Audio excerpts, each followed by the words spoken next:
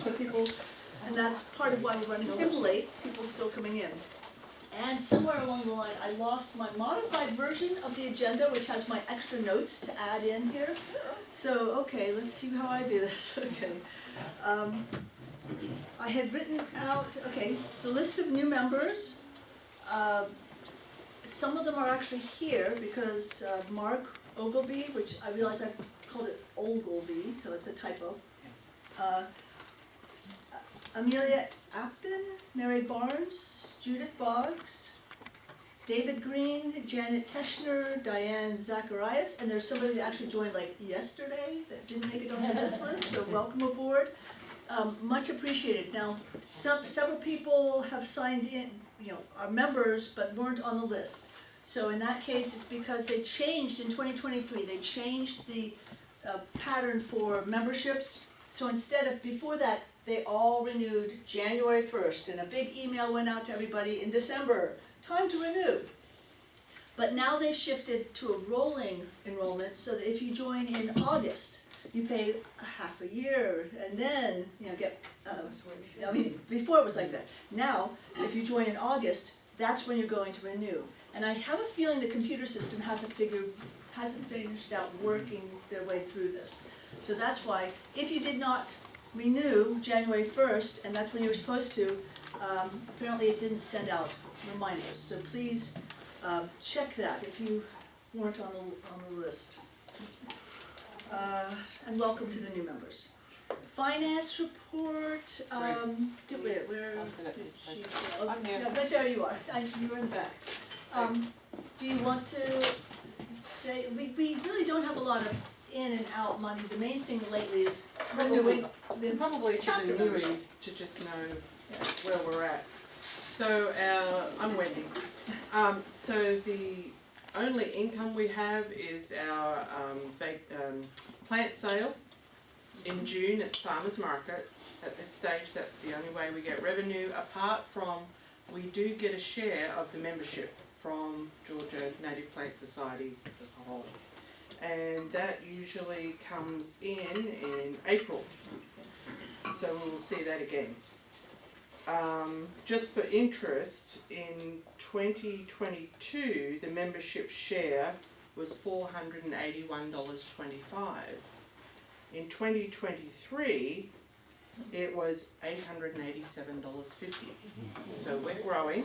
But now, if I remember rightly, we're actually going to get less of it now because I'm sorry, pardon me. You're fine. Their costs are higher. Well, What was it? they're taking the rest of it and putting it aside for grants. So if a group, a chapter wants to That's put on a right. big project or something that's going to cost extra more money than they have, they can apply for a grant. So really that money that we're not getting directly is still indirectly available to us if we need it. And at this point, we haven't been. Right. So our balance currently, as at yesterday, is $3,812.87. So we have, in April, we'll have GNPS money coming again. And then, of course, in June, we'll have the plant sale proceeds. And just for interest on that note as well, the plant sale in 22, we got $462.50. In 23, so you've all got a goal to strive for. In 23, it was $2,520. Wow. So let's see if we can double it. Yeah, Today. I'll get more of that in here. So that is obviously very important, and as our chapter continues growing and stuff, we are hoping to have more projects, things that are going to cost us more money. The next thing on the agenda is projects. Where we are right now with the Satterfield project, which is a native plant garden at the, it's the highway vehicle parking lot / day. Beasley Knob. Beasley Knob. So it's just east of Blairsville here. We have some extra plants that weren't available when we did the original pickup, so those are at my house, so they have to be installed. We haven't quite figured out how we want to finish the infrastructure. We have We want to put a fence around the garden, the connect to protect garden itself, do something to sort of contain the mulch that is the path to get to it, put up the signs, but also towards that, we do have money in our account, but we also have money from TONGA, Towns Union Master Garden Association, is it $300 that will be able, that's particularly directed towards that. So as we figure out exactly what we want to do, thank you very much. Recent events, none, it's been the holidays. You all had your own events. We didn't have a specific event. Upcoming events, that we have meetings lined out for February, March, and April. We're still working on things beyond that. But I wanted to get, I've asked this before I think, but for the field trips, we had field trips scheduled for July and August, but not much in the way of turnout. So is that something, how many of you, just quick show of hands, know that they are interested potentially in a field trip? Oh, okay. Spring wildflowers. Yeah, well, so there's things that are out there that we can do. Teryn, Yes. there's a few of us down here, and I'm one of them. It's too hot in June and July to be hiking up Grasstown Bowl or whatever. See, there's more. Who says it's too hot in June and July? Well, and the reason we hadn't been having meetings is because very often in June and July, people are out going other places. Yeah. So we thought, well, that would be a good time to, do something far to the east or far to the west of here, because our territory covers the whole north quarter of the state still at this point, until more chapters crop up. But, okay, so it sounds like we might still consider other options, but, It just depends on what we consider. I Mhm. mean, Yeah. if you're hiking up a high elevation trail and, Yeah, no, in July, it could be 90 degrees and. it could be. We mostly, the two that we had this last time, they weren't, difficult trails or anything like that. You're right, we wouldn't want to go from the parking lot up to Grasstown Ball. We went to Grasstown Ball once before, but, Yeah, everybody should go to, we walked down. right, everybody should go to Sosebee Cove. Which is also a But big then deal. Sosebee Yeah, Cove was one that was Sosebee being Cove only considered. has parking for like Sosebee 2 cars. That's what we had heard. When Yeah. we started, investigating that, and there was, one of the speakers, potential speaker on our list, was recommending that. But when we sort of inquired, they said there's parking for 2 or 3 cars. Ah, That makes that a little awkward. right. Yeah. You So- almost have to carpool. Yeah, I can offer some, I have a lot of experience up in that area, just logistically. Wolfgang Gap, I drive that actually at night doing salamander stuff. As you do. There are a bunch of really interesting areas, not just Sosebee Cove, but uphill and downhill from it. Okay. And there's much better parking at the entrance area to one of the major access roads Okay. uphill from Sosebee. It may be a couple miles on Wolfgang Gap, but keep in mind Wolfgang Gap, like on the weekends, on a Saturday morning, you're gonna see people driving up and down it in Porsches and sports bikes. So it's a hot spot. Yeah. The other thing is I have I have another car that I can, if need be, I could shuttle people up and down Do a shuttle. to Sosebee Cove. And I'm sure there are other people who could offer the same thing. So I think it would, Okay.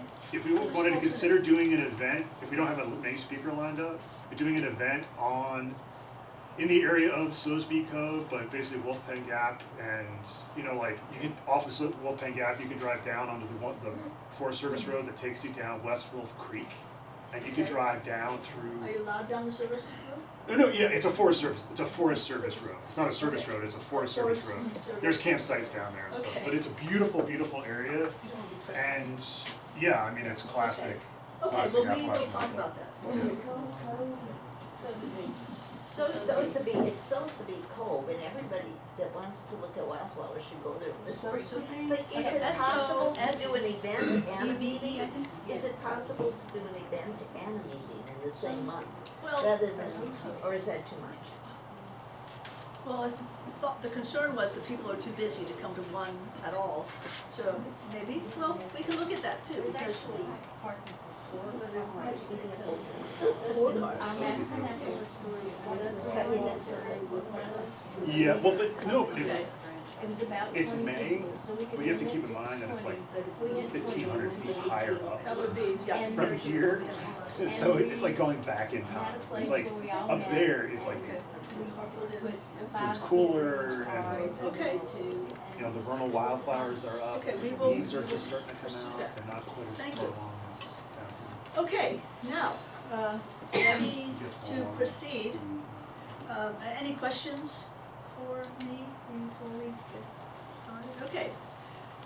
We have two presenters, Jonathan Micancin, who is on the board, was is the, I guess, primary presenter here or something, but Judy McHan is also pitching in, so between the two of them, on the idea of propagating plants, whether from seeds or cuttings or whatever. Yes, this is sort of targeting getting things in place for our plant sale, which is really much appreciated.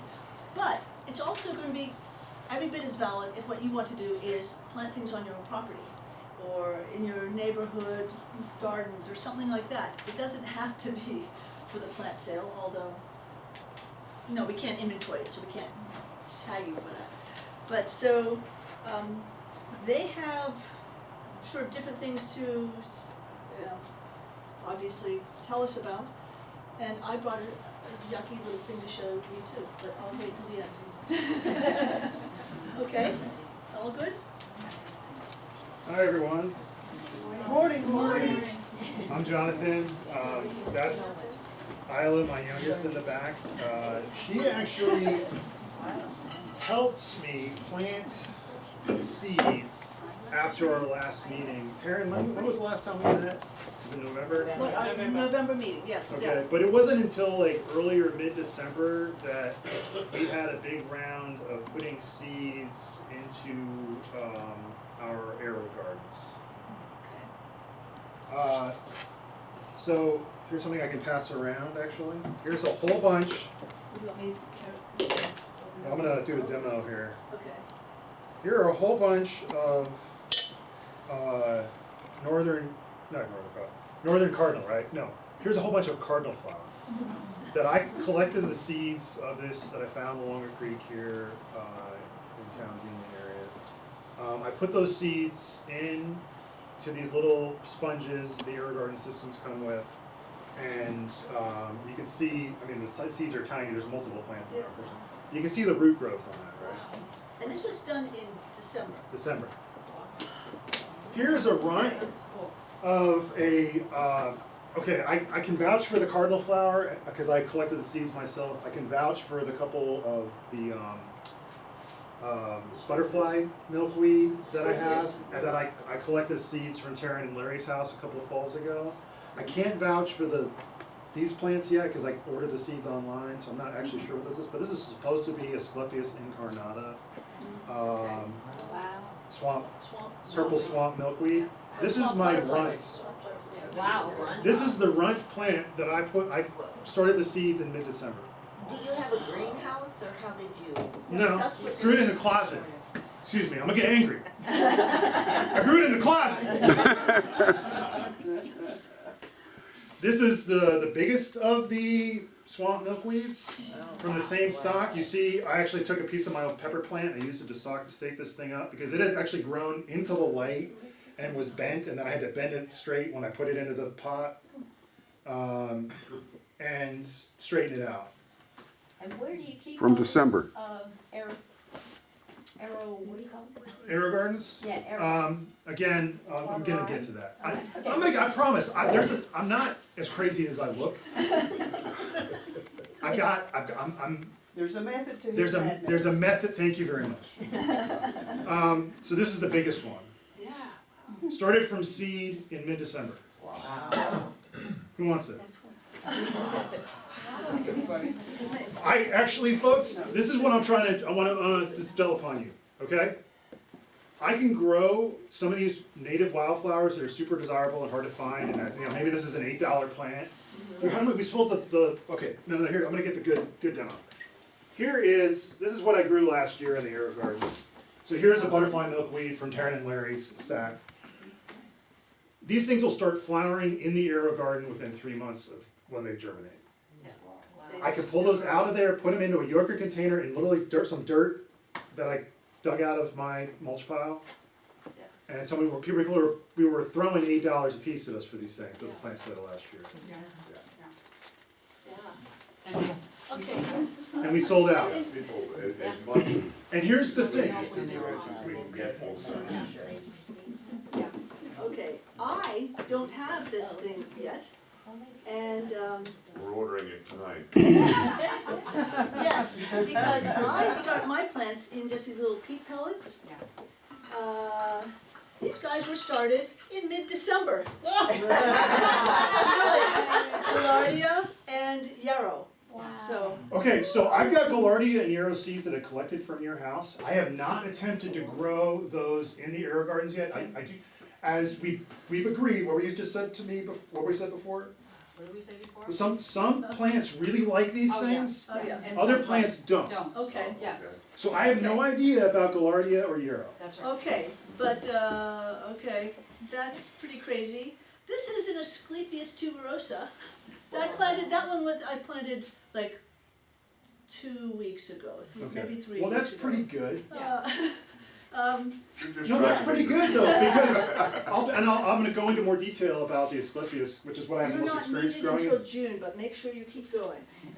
But one thing I have seen is I've transplanted seedlings that were grown conventionally into the AeroGardens, and they've taken off. Wow. Okay. I can wait. Well, no, go ahead. I'm interested at some point if you'll share the fertilization process that you go through with the AeroGarden. Easy. It's Miracle Grow. Okay, perfect. It's sold by Miracle Grow in a bottle. The whole thing is owned by Miracle Grow now. Okay. Or Scott's Miracle Grow bought AeroGarden. Okay. Okay. So here's my, and this is the point I want to make. Okay, what is the limiting factor for anybody like us or like normies when it comes to wanting to use native plants? Finding them. Finding them. Intellectual capacity. No, I mean honestly, I think if people have the choice of like butterfly milkweed in the store and whatever, and people knew that, butterfly milkweed, Yeah. Sure. they would go for the butterfly milkweed. It's not Finding even- them and education about them. Well, you could be stupid and still want to plant native plants. Well, you said something about ordering, because I can't find natives here. Yeah. It's so hard to find I natives. order online obsessively. I wanted to try other milkweed species, and that's what I ordered. I ordered those seeds after the November meeting, and then once those seeds, for my poke milkweed and for my swamp milkweed came in, that's when I started growing all these plants. So that's why I can't vouch for these things yet, because I haven't seen them flower yet. Have some They're clearly resources. milkweeds. Okay, I would like For the those, group. because I've done it so long, I have a list of nurseries this long. And I know what and who Very will hard. do what. It's very hard, yeah. But like I think the highest standard we could have for trying to grow native plants around here would be finding these things growing wild. They may be escaped from cultivars or something like that, but somebody got planted seeds. But they're ones that we know they're a native plant that's growing well here. Even if the seed stock isn't from this area, finding a native plant that is growing well here is the gold standard. So if you have good native plants growing and producing viable seeds, we need to be collecting those things all through 2024. You need to do a good job at being like, I've got this growing in my yard, I know it's going off like gangbusters, and I'm gonna get to it before the birds do or whatever. And so we can reuse those seeds and start growing stuff, even more stuff. The limiting factor I have now is not the ability to grow these native plants, it's germination of good seed stuff. I'm still at the point, one of the things that's great about the AeroGardens is that you can plant a whole bunch of seeds individually in very small spaces, and you can see which ones germinate, and you keep growing those ones off. And the ones that don't, the little things that don't grow, you're just like, meh, and you plant another seed in that same spot. So you can get over the hump of low germination rates or slow germination rates by just starting to grow this stuff, seeing what takes and what doesn't, and just pump them out. Pump them out. And it's so hard to take care of plants. To get them to grow super like gangbusters, you have to have like an absolute, emerald thumb, which I don't have. But what I do have are AeroGardens. The problem is when the plants take off, pretty quickly I'm running out of space, and these are encroaching on my pepper plants, and I'm trying to overwinter in my garage under lights that are only on for 10 hours a day, and it's 45 degrees in there at all times. And I'm leaving on Tuesday, and I'll be gone for 3 weeks. I'll come back right before our next meeting, and I'll probably show up like really jet lagged. But between now and then, between now and Tuesday, I have to get rid of these plants. And I figured this was the right place to do it. So, I can vouch for this container of cardinal flower. I pulled these out of the AeroGarden this morning and I threw them into this yogurt container. And somebody who wants like a dozen cardinal flowers. One or two. Can you look at? I'll let you all. This is good. Would you pull one of those out I'll again? deal with those later. Pull one out again? Yeah. Pull one out again? Jonathan, pull one out again so he can zoom in. Sorry, buddy.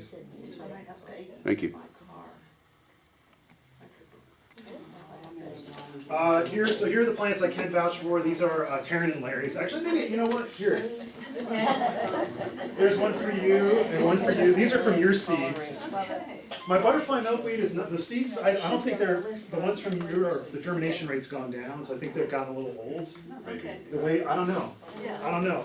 These other ones have been growing like crazy. Here's the swamp milkweed stud. Who wants this one? I'm just panning these things out when I see them. So you're doing this like a real scientist and charting and putting, grids and how long, which one takes? No? No, I'll get to that. We'll get to the AeroGardens. So these are purple coneflowers. They grow in the AeroGardens, kind of. But you can see these things are not very happy. Who wants Echinacea purpurea? I think I've got some more of those somewhere. Poke milkweed. These are the favorites of, this is Asclepias exaltata. It's a more shade tolerant milkweed. It has beautiful drooping white flowers. Supposedly, I can't vouch for it because I haven't seen these things flower yet. Sweat swamp. Swamp. Oh, I got Swamp milkweed. swamp milkweed. Could you help? Yes, Like, this is poke. Here's, I got swamp. Those are swamp, I'm poke, gonna come back, swamp, swamp. What's a swamp? poke. The deer have not found mine yet. And then these They're are too the busy finding all the other These names. are all poke. I always go with the assumption that my share. The shade, so the poke milkweed is the most shade tolerant of the milkweeds we have around here. I think they will grow in part sun. I haven't, again, I've just started growing these things, so I don't know too much about them, but they were recommended by, that's a swamp. Swamp? Anybody else want swamp? Oh, here's another, one more hand for purple coneflower. That's all the one in the back. We need that. Sure. Wendy, we need that for some. Swamp, That's good. Purple cone flower? swamp. So this is incarnata, the famous purple This is the incarnata. poke. She wants a swamp. These are both Do poke. you have another swamp? Yes, Okay, got four more swamps actually. okay. I got a swamp.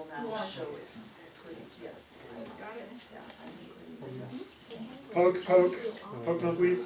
You definitely need these. Not like, don't put them in the woods, but put them in like in Swamp? Which one is the shade tolerant? poke milkweed. Poke. Asclepias exaltata. Anybody else need swamp? Yeah, let me see if there's any, is there anyone that doesn't have one that wants a pokeweed? Swamp. Oh, we'll get to that. I'd wait. The ground soil temperature's pretty cool right now. These plants, currently, they were growing at like 68 degrees in an AeroGarden in my, I'd keep it in the garage. house. So that's all of them now? For now, yeah. Okay. So Jonathan, how would you acclimate that for? Get to that. Alright, so, let's say each one of those plants was like, what, $5 to $8 a piece?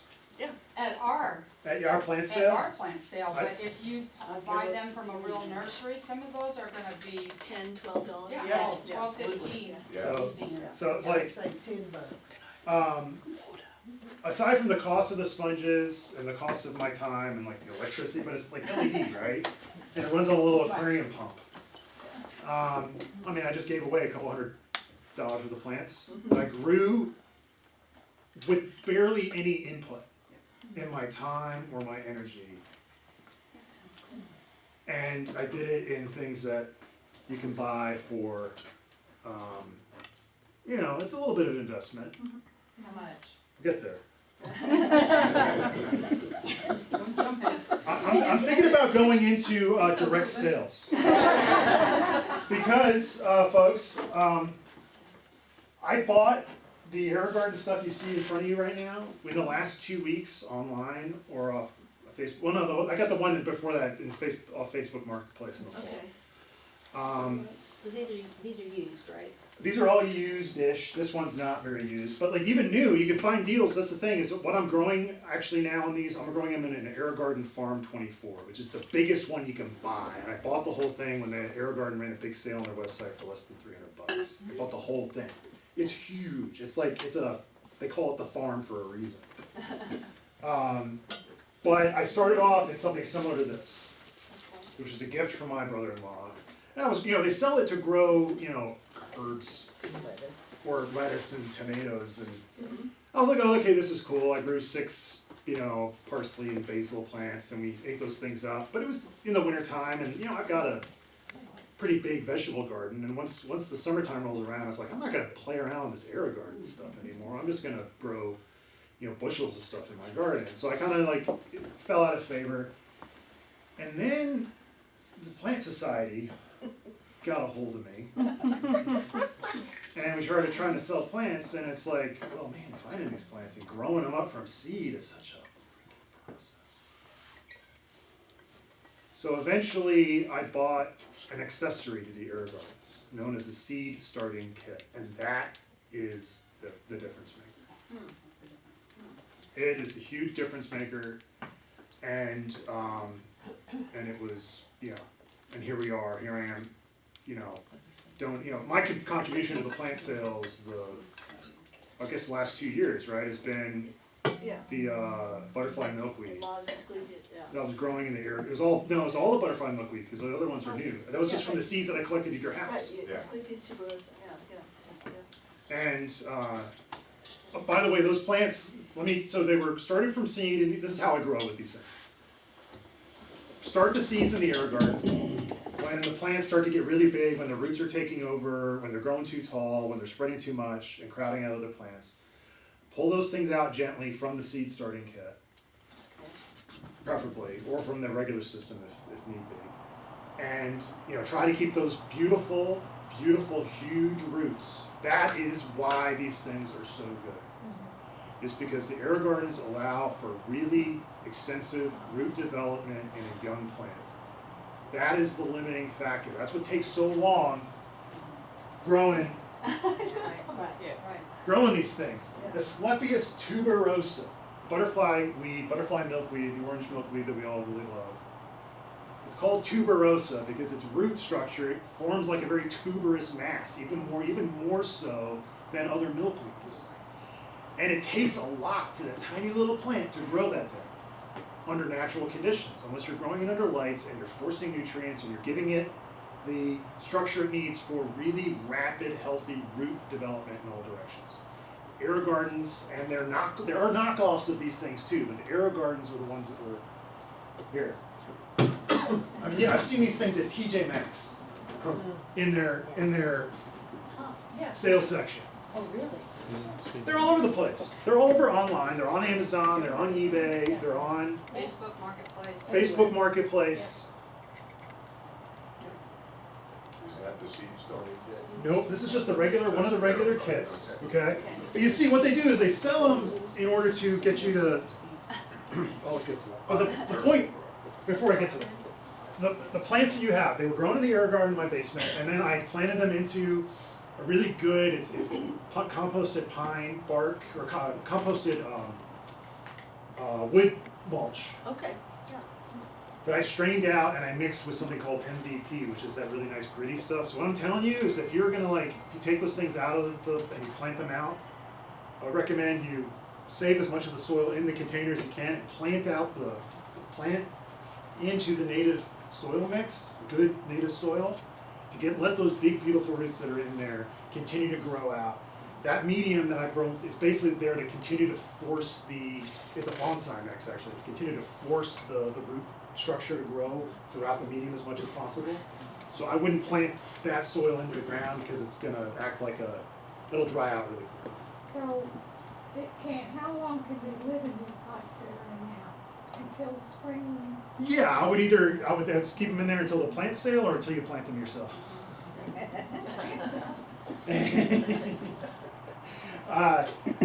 So they've been growing on under 10 hours of light in my garage at about 45 degrees, anywhere from 45 to 55 degrees right now.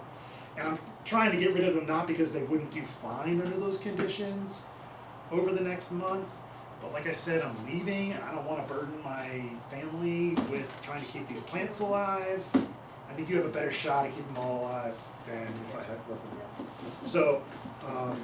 So I recommend protecting them from frost, protecting them from wind, protecting them from drying out. I wouldn't necessarily bring them into your hot, dry house in the winter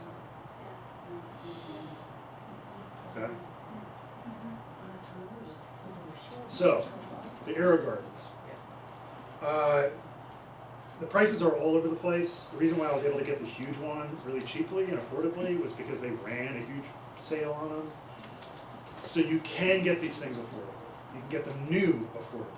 Actually, on their website, they'll sometimes run a deal on a brand new AeroGarden Harvest Slim Elite with seed starting kit or something like that, which is a mouthful. But it'll be at a very affordable price. But you have to look at the prices and keep track of those things and understand that they're all over the place. But I bought this one off of Facebook Marketplace in Morganton for $30. It was dirty. It was a gamble. I got it home and plugged it in, and the pump was broken because this is an actual hydroponic system. But the pump is a $10 standardized, relatively standardized aquarium pump that I got off of Amazon for $10 delivered because I've got Prime. And so for $40, I had a running AeroGarden, missing the standard, they'll say with grow fresh herbs, vegetables year-round, everything you need inside, including your gourmet herbs seed packet kit, which is how they get you. Because these things are an arm and a leg. They want you to keep buying these things. So does that have seeds in it when you get it? What it'll have It's prepackaged. is seeds. it'll have the seeds in it, Okay. it'll have a sponge in it, with the seed planted in the middle of it. Okay. And you can then reuse these things, Okay. these baskets, that's what they call them the baskets. You could put new sponges in them, or you can actually dig out the seeds that are in, and I've done that. Dig out the seeds that are in there and plant your own seeds in there, and then you can grow out of these things. But there's a problem with that. When you grow in these baskets and the roots form, there's usually like a disc at the bottom of this, and your roots get tangled up in those things, and when you try to pull the plant out of the basket, it just goes, it tears everything to bits. So what I've started doing actually is, if I've grown them in a basket, I'll cut the basket at the bottom so that I can then pull the plant out. Which is why my baskets all have the bottoms cut off. But they're still reusable. They're still reusable if you can get a sponge to fit in there, or maybe if you use a zip tie or something to hold the bottom there. Sure. When you say a sponge, is that, it's not just like. This is what they call the sponges. So I bought a bag of 50 of the sponges, supposedly Amazon branded, for $10. Or solely AeroGarden branded off of Amazon for $10. Jonathan. It's coming your way, but I figured. No, that's what I'm. So the rain sponges do they have seed fertilizer? It doesn't. So this is it's supposed to be a sterile system. And I will tell you that sort of you'll get algae growing at the top of the sponges, and you put some peroxide on there to clean it up, or sometimes they'll just cut the top of the sponge off. But it's mostly sterile, and so yes, it's very much a hydroponic system. You have to the systems, depending on how fancy you get, they'll either have some lights or just an LED display that tells you what you need to do next. They're like, oh, you need to add water. It'll tell you if you need to add water. A light will go off and say the water level's too low. And it'll remind you to change the water and add new fertilizer every 2 weeks or however you program it. So they tell you what to do. But yeah, so the sponges don't have any fertilizer. Instead, the fertilizer is in a little pot. And do you fertilize it then once it starts to show green, or? They tell you to fertilize at startup, but I tend not to put fertilizer in it if I'm growing natives until they've seen too much growth, because they can be relatively slow to germinate. I don't want to feed the algae growing at the top of the sponges. So sometimes I'll wait till they've taken off a little bit and then I'll fertilize. But that's just, that's me tinkering. So you can grow these things, and you can grow you can start seeds for 6 native plants in one of these things.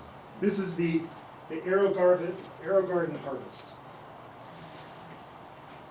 which I bought for $30, and I had to put $10 into it to repair it.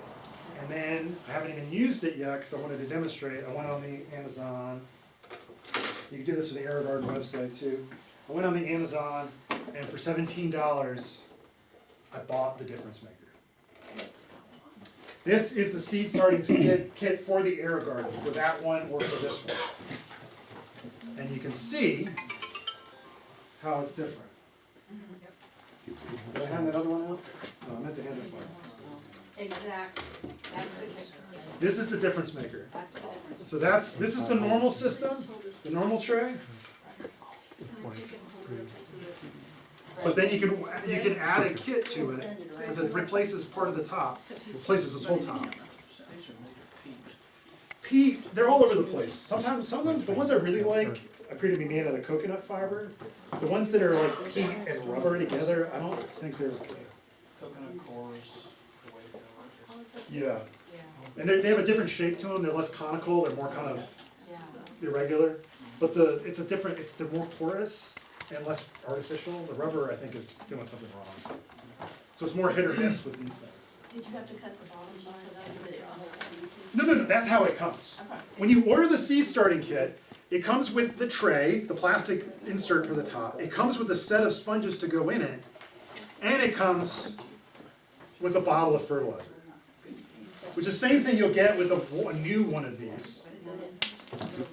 So it comes with, this one is currently $17 on Amazon. I wish I'd ordered 2 because now I've got 2 harvests.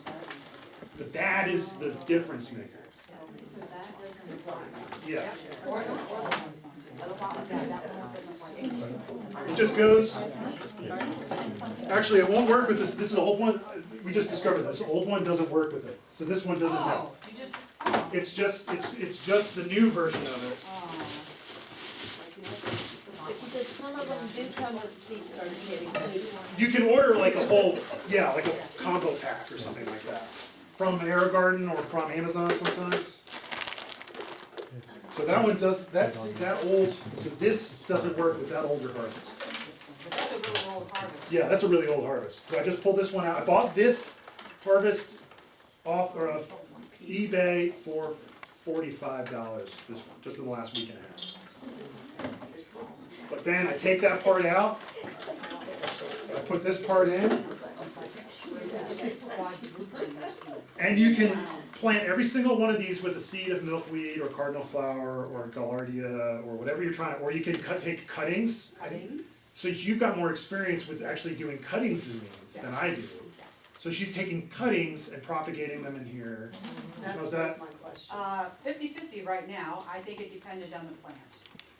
Once again, it depends on the plant, right? Some of the plants, that I tried, the ones that failed, I think they just were, I don't know if it was too water soaked, I don't know if I didn't have a good enough cut, so my experience of doing cuttings, which I'm open to trying again, was 50-50. Are you using rooting hormone? Cuttings that had leaves on them or stick A cuttings? leaf and a node, Okay, so did you try any that didn't have any leaves on them? That would be like the version of a seed, where it was just a stick. I have not tried.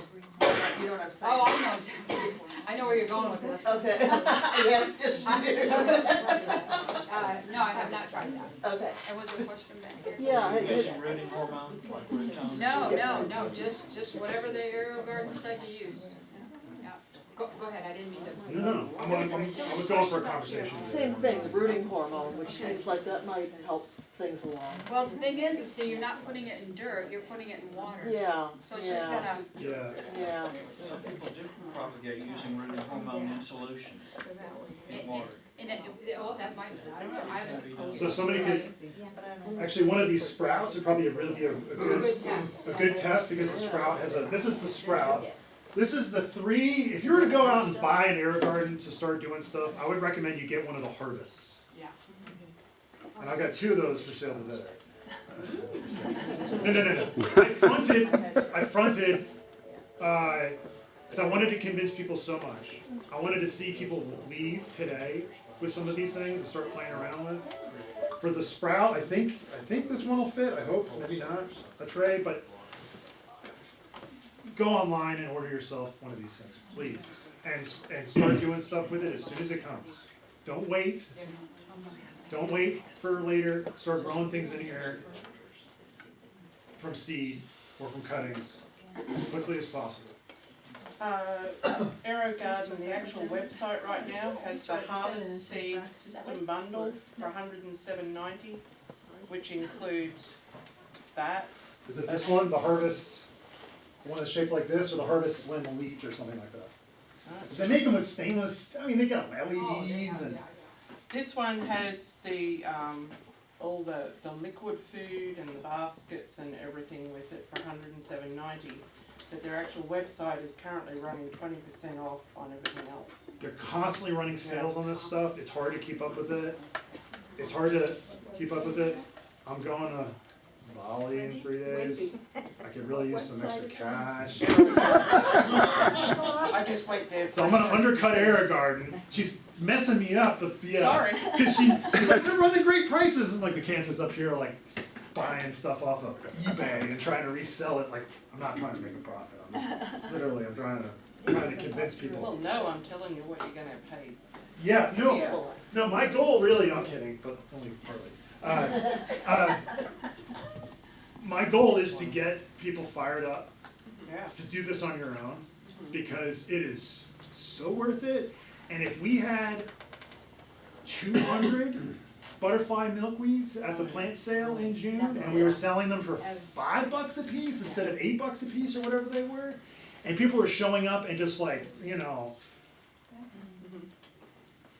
that's really the goal, is to get as many plants out as possible. And if I can help you all overplant, I am literally, last summer, I had my 7-year-old putting really nice native plants into our garden, her doing the planting, because that's how disposable they were to me. After like midsummer, late summer, I was just like, what am I gonna do with these things? I don't know, I like tomatoes. Okay? You get to the point where you've got something that it does well in the AeroGarden and it grows beautifully at your place and it produces beautiful flowers and you collect the seeds and you plant them back in the AeroGarden and you sell them and you give away to your friends. Trust me. As far as finding these things used, what happens is people get them as a gift. It comes with the baskets. They grow some stuff in it for a while. They lose interest. You know, they go to replant it and they're like, $20 for a seed kit? Right.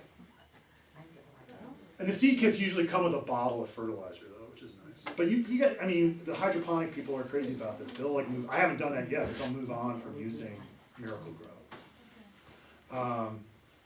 But you can, so you can find them used.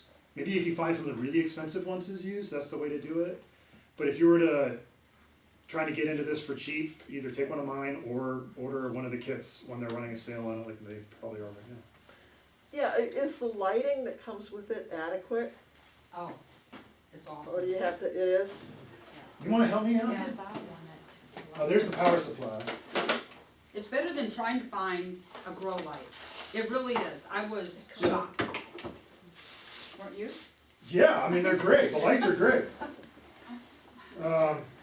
The older ones had fluorescence. These newer models are all LED. Yeah, I've got some of the grow lights that have the you know, the multiple bar Yeah. things that come out. The only thing that Want an seems to extension cord? tolerate them is my orchids. They Teryn? don't put out enough light. Taryn? Yes. Extension It's cord? programmable. Different ones, the cheaper they are, the It's less very, very bright. programmable they are. And the thing is, when they're seedlings, you want the light as close to the seedling as possible so it doesn't get leggy. If you know what I mean? But then this, as they grow, it raises. This is Is this good enough for me, the extension cord? So this is an older one. You can see it's got more. Oops, sorry. Yeah, 'cause I know it's bright. I know. Is it bright enough? It's Let you know when I can see it. But you can see that one's got a blinking light on it. It's telling you that. Oops, I turned off the light. So you can turn the light off and on by hand if you want, and it'll go back to the program it has for the next day. It'll say add plant food. Here it's blinking red, add water. Why? Because the tank is still empty and not plugged in. But it'll tell you. Still. Sorry. This is the older one. But I tested that one. I grew basil and other stuff that I planted myself from my own seeds into sponges in that other one that I bought off of Facebook for $30. And then had to put $10 into. This one I just came in from eBay. The seed cart starting kit was separate. That was $17 off of Amazon. But I bought this thing in nearly new condition without fertilizer or without baskets with seeds in them and sponges for $45. So I've got, I think, 60 into this one. I'd love it if somebody would take it off my hands. For You're selling that? For $60. Okay, and that includes the seed or not? No, it includes the seed tray, the seed starting kit, Okay. and the. You're interested in that? $60. Okay, so I'm serious. I'll pay it. I'll take it. First $60. I'll. This one is ready to go with the seed starting kit, and it includes this everything. Where's the other box? It includes all this. Power supply. That's that one. And then this one I've got. These two were more of a gamble. To use one, the nice kind of rough ones. Jonathan, I think you'd do better if you were in a dress and showing some leg and, doing all this kind of stuff. These are, this I bought off of somebody in a trailer. So I don't know. I don't need to sell that one. So Jonathan, you have a lot of interest in that, I was gonna say. Oh, there we go. Okay. Smart. Hey, Robin. Look at you, Bob. Here we go. Huh? Don't drop it. Maybe they will, maybe they No backseats. Thank you. Perhaps. It covers gas today. Did we go to the airport tonight and then go back to the airport? I know, there's one other thing I wanted to. Yeah, I wasn't planning to talk about it. I've got seeds that I'm also giving away. Oh, cool. Gaillardia from Teryn and Larry's. I don't know. You have to give me the common names, I'm sorry, I'm not. I don't. Oh, sorry, Yarrow. Here's Yarrow. Here's Harry. married milkweed? No, Rebecca Herta, it's, It's a cone Black eyed Susan. She doesn't need them, they're from her house. Blue mist flower, What is it? I've never tried growing this. Black eyed Susan's yellow flower, the flag says. You can, they can be split up too, there's plenty of seeds. I have no guarantee that these are growing. Blanket flower, Gaillardia, this is my milkweed stash. I'm not gonna lie. There's my I've got some of my cardinal. Be very happy. And I can't give away all of them, but I also have, Echinacea purpurea from their collection that does germinate in AeroGardens. I can share that. I've got my cardinal flower I want some cardinal flowers. seeds, and I can share some of those. But I know grow in the AeroGardens. Okay, I would just sort of throw in, I showed you my little peat pellets, that's what I've used in the past. But, yeah, these things. So a tray is like 72 of those, I have about 10 of those trays. But what happened for me, I did not do what is recommended. Look ahead of time to see what your germination rate's gonna be. So for one of the trays, about half of them germinate, I had at least one germinating. Some of them I had none germinating, and part of that was because I think that when after I harvested mine, that I was gonna be using, I saw something that said, well, chill them for a while so they know they're going through their winter cycle, and then, but apparently there are rules about how you do that. So I think I killed off a lot of the seeds that I was putting into my pellets because of that. And for these ones that you're getting from our gardens, some cases, now, I might have given him from last year. I think in some cases I harvested too early, so they weren't mature. So there were some of the trays where nothing came up this year. So, I'm trying them again. We're still working on it. But this, I think he's already bought online. I haven't, but I will. These things, because to have this many, last year for the sale, we ended up with a fair number of plants to contribute to the sale. But if you're starting with like 700 little peat pellets, another thing that might have been a problem is that some of the peat pellets I was using were ones that were sort of left over from last year where something hadn't germinated. Maybe there was a reason that the peat pellet was damaged rather than, so much that the seeds were not going to be germinating. So there were so many things I didn't really think through. One thing I read just the other day was if you have seeds and you're not sure how they're going to germinate, put them on a little warm, wet surface for a while and see how many germinate. And then you can figure out from there, if like 1 out of 5 germinates, then you're gonna want to put, maybe 8 in each of the pellets or something like that, so that you have a higher success rate. But that was a lot more, a lot of wasted time and energy compared to these things. Holy moly. Yeah, well, it's just accelerating the process. Yeah. So like, it's, Yeah. if you only have 50% germination on your seeds when they're good, then you grow them in these things, and then you're waiting 1.5 years for the plant to get big enough where you can actually do anything with it. Right. Whereas this You could do it you could do in a few months what you would take 1.5 years to do with growing them conventionally. Yeah. You still have the problem of like low germination. Sometimes like what'll happen is like I'll put a bunch of milkweed seeds in the AeroGarden, and then some of them germinate within a couple weeks, and then some don't. Yeah. And maybe they would if I let them go for a while, but I don't bother. I just like go in there with tweezers and I pull it out and I put a fresh seed in and say, oh, I'm trying to pump these things out. And I have not been paid by AeroGarden to support this thing. However, when you're doing the pellets and the trays on your kitchen floor, you have also the issue of, am I overwatering? Am I underwatering? They have little covers on them to try to maintain some of the moisture in there. Is it too much? Is it not? What the temperatures and stuff. So there's a lot of things that I'm not regulating very carefully. I'm just hoping they'll figure it out by themselves, Oh, but, wow. I wonder yeah. if we could have had an arrangement with AeroGarden. We're gonna bring you 80 people. Can you give us a discount?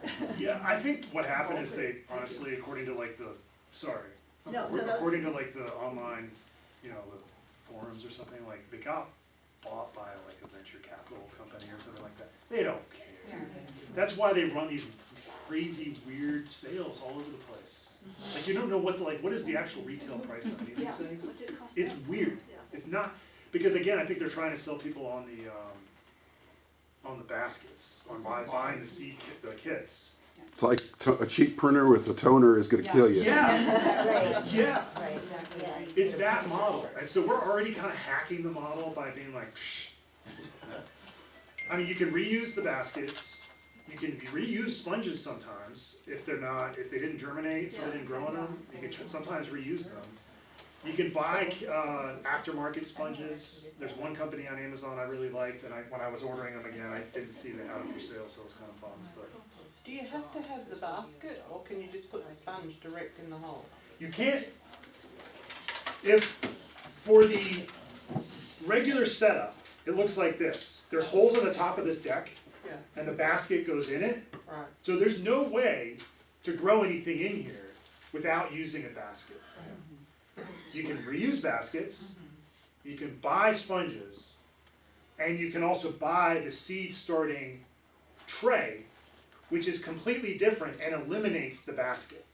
Okay. You can put, the way it's structured, it's just sponge goes in there and you kind of got like a built-in basket, but it's one that where you pull out the plant and it doesn't damage the roots. So we call that thing the difference maker, which she already bought, so it's not mine anymore, I can't show it to you. So what's that called again? The seed starting kit. Seed starting kit. Jonathan, this is not related to what you're Okay. presenting here. It's vegetables, growing vegetables with this device. Would you care to set, like normally you figure you're gonna try to get your plant started with a planting date in mind. Okay, so I've got about a 4,000 square foot vegetable garden. I'm serious. My uncle was a farmer. My great uncle was a farmer. I grew up working on a farm. I am no longer starting most of my plants conventionally for my garden in pots. With exceptions like the cucurbits, like cucumber and melon and pumpkin, they like to grow. They don't like their roots moving at all, so you start them, and you very quickly, when they're still very young, you plant them into the ground. But other than that, I've completely gone to this system. I tried growing before I got the farm. I started a whole bunch of tomato plants, but I couldn't get the climate right, and my tomato seedlings were really bad. So when it's time to plant my tomatoes in early June, they were rough. And I was like, man, some of these things are not gonna make it. I restarted tomato plants. I grew them in the AeroGarden from seed to in the ground in 3 weeks. And those plants took off, and they outran those plants that were 3 months old last summer. Wow. So one of the reasons why I threw down the gauntlet last November, and I said, I'm gonna grow a bunch of plants in the AeroGarden, I'm gonna give them away in our next meeting. Another reason why I'm doing that is because I need to transition into overgrowing, starting my plants for the spring, for planting. And if I wasn't going away, I could probably get away with doing another round of growing native wildflowers before I even bother, because I could start all my stuff in March, like the slow growing stuff, like the peppers and things. I could start them in the AeroGarden in March and plant them in May, and they would be running like gangbusters. I'm not bothering to plant most stuff in anything but the AeroGarden for my vegetable garden, unless it's something like pumpkins. Thank you. You have an assistant here that could do it for you. She could. Problem is it's the social calendar when mommy's back in town is going to keep people from paying attention to plants, and also leaving the garage door open during a cold snap. Those are things I have no control over.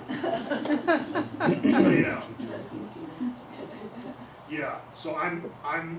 And one reason why I've got the really big one, and so the seed.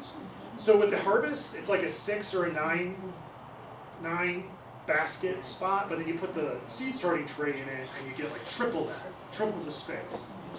So I have an AeroGarden Farm 24 now. It's 12 on one side and 12 on the other. You pull that out and you put in the seed starting tray and you're at, I think, 166 spots for growing seedlings. In an area that's 3 foot by 2 feet. Okay, another question. Since you gave all these things away in these yogurt bins, do you have some sort of a source for your pots that you could suggest? Because they're not going into, obviously if it's on your farmland, you're putting them in the ground. Obviously, I don't buy these quart-sized containers because plastic recycling is a joke. Yeah. And I hate paying for things that are crap. And we collect all of them. We go through a lot of yogurt. I got a family of 4, plus a really big dog that my wife, slips her stuff all the time. I collect every single yogurt container we have in a stack. I put them in the dishwasher and then stack them up, and then I go, when I'm ready to start planting stuff, I go with my drill and I go, and I make pots that are, somewhat distinctive, also totally free and arguably better than what you could buy in the store for a price.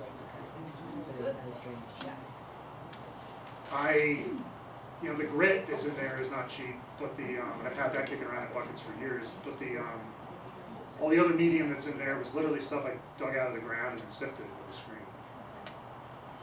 So I have very, very, very little into those, in terms of financial input into those plants I just gave away. I wanted to, make a point. So when you are growing the seedling guy, the little sponge goes directly into the soil afterwards? Just take it out, and you don't remove it because the roots are all growing through it. You So want to leave all that root part. structure. And you're gonna have to rethink how you plant stuff, because what you're gonna end up is pulling out a plant, and you're gonna have a bunch of exposed roots, completely exposed roots, and you're gonna beautiful massive roots, which is that's the for these perennial plants. That is actually the long-lived part of the plant. Those plants that I gave you, the whole top of that thing could die off, and you could put it in the ground, and it will regrow the plant. I mean, that's how they grow over the, how they survive over the winter. Those roots are the difference maker. And the thing is this thing grows roots like you wouldn't believe. You get to see the root growth happening. You may have to worry about pruning roots. Oh my gosh, you pull this whole thing out, and there's like masses of roots here. And like, how am I going to get this plant out when that one is stuck to, it's a difference maker. Is it better to plant all the same native plants in one or something? You do what you be you. I mean, do you injure when you're taking it out that the roots are going together when they're? Oh, well, no. I mean, it's like, metaphor. When you got your kid and you're trying to pull the knots out of their hair with your fingers, and they're like, oh, that hurts. And yeah, you're making a mess and you're hurting them, but they're going to survive.